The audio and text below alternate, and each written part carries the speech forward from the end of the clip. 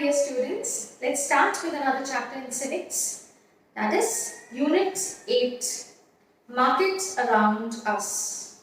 You must have seen, you are seeing the flow chart on the board. This is what is market. It starts from the producer, ends at the consumer. So we will be seeing about how the market works. So when we say about market around us, we see so many different markets. We see vegetables market, we see fruit market, we see clothes. There are so many different things that we see. We see stalls, we see roadside hawkers, we see peddlers. So there are so many things. We see weekly markets, we see what you can say. There are so many different kinds of markets that we see around us. So the very first thing that we will study is about the weekly market. So before we study the weekly market, let us see how the market works. Okay. So we can see in that flow chart that the very first thing, that is the producer. So whatever we get, whatever reaches us, is produced or manufactured by the producer. Then the chain follows the wholesaler. He is the one who buys things in bulk.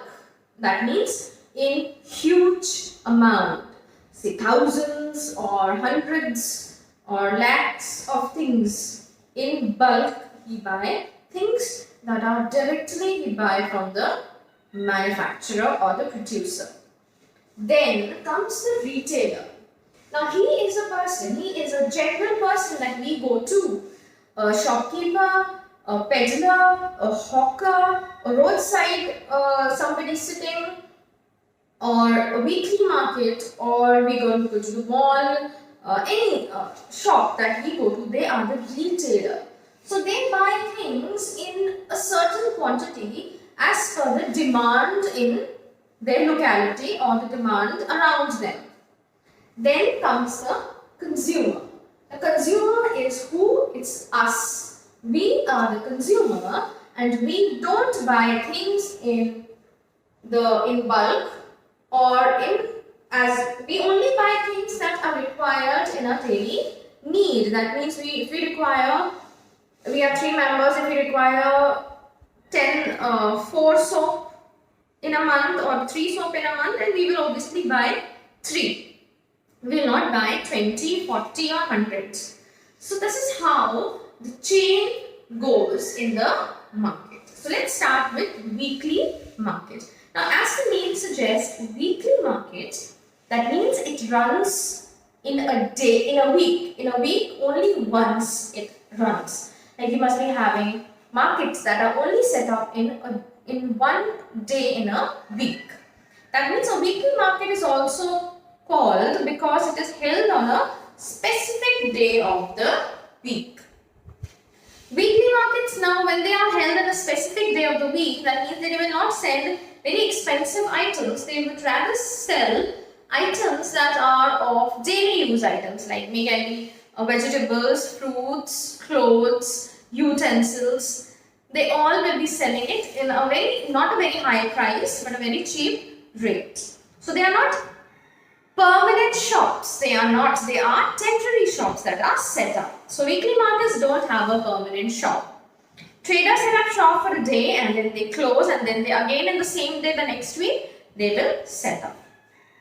People come here for the daily requirements, for daily items that are necessarily used at their homes. Many things in the weekly market are available at a very cheap rate. Now, they don't take a lot of money from the people and they sell it in a cheap rate because they are only setting up the market in a specific day of the week, and there is hardly any expense. They are not permanent shops.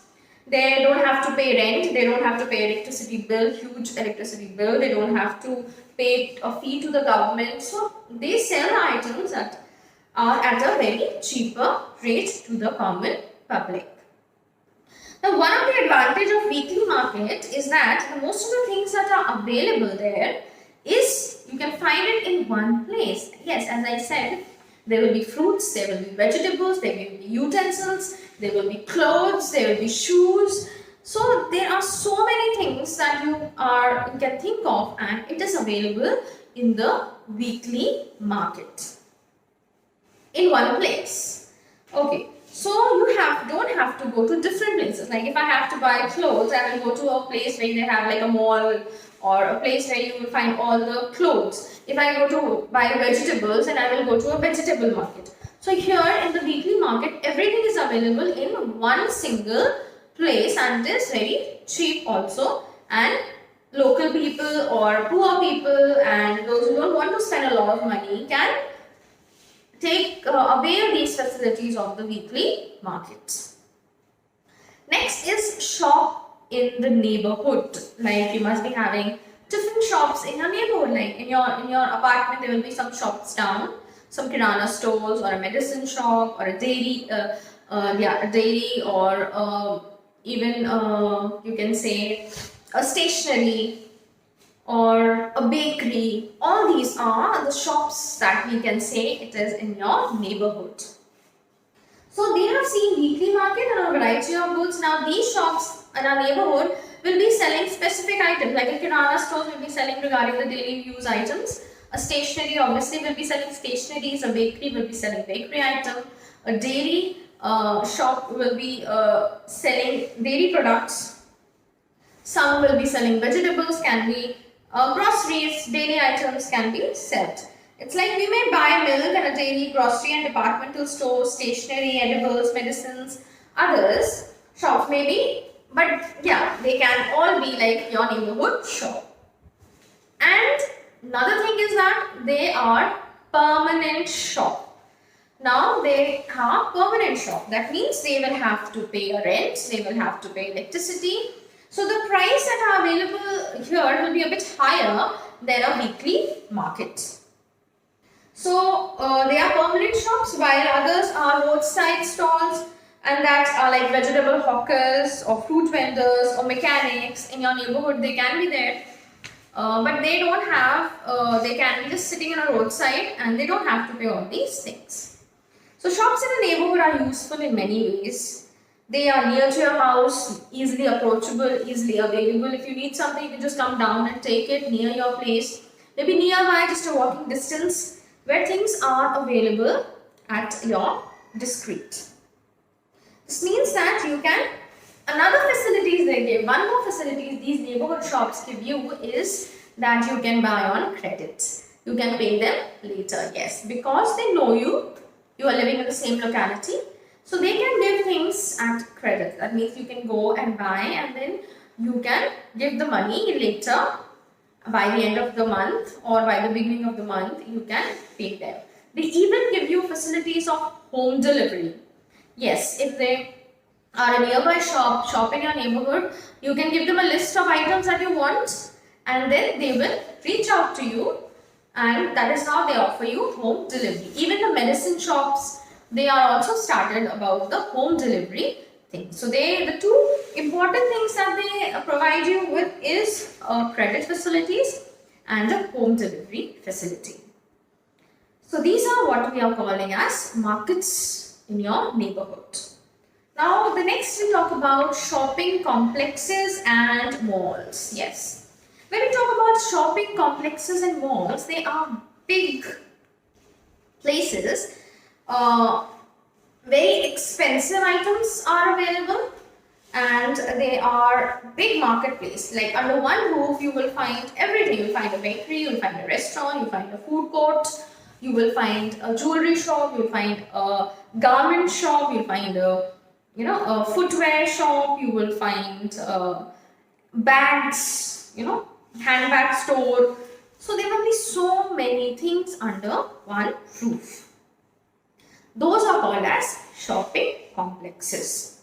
They are multi-storied, they are air-conditioned, rent is high, therefore the material, the availability of things, the rate of things will be much higher than a weekly market or a neighborhood shop. So here you get both branded as well as non-branded things that are available in these shops. If you go under a brand showroom, obviously there will be branded items. If you go under a general store or a general garment shop, then you will get all types of different non-branded items. So obviously the branded goods are very expensive and not as expensive. Non-branded are not as expensive as branded products. Now brand, when you buy a brand, you expect better quality. The companies which produce these and sell them to shops in urban markets at times do special showrooms. Like for every brand, you have a special showroom. Yes, like you have a showroom for Levi's, you have a showroom for Spiker, you have a showroom for say Adidas, or you have a Nike showroom, or you have a United Colors of Benetton. There are so many different showrooms under which they sell branded products. So they are very expensive as they are a brand. So as compared to non-branded goods, fewer people can afford to buy brands. So if you don't want to buy branded, you go to a branded items or branded clothes, you go to a market where you get non-branded items, and it is all available under one roof where we call it as shopping complexes or mall. So this was the first part of your explanation, and please read the chapter well and understand it. Thank you.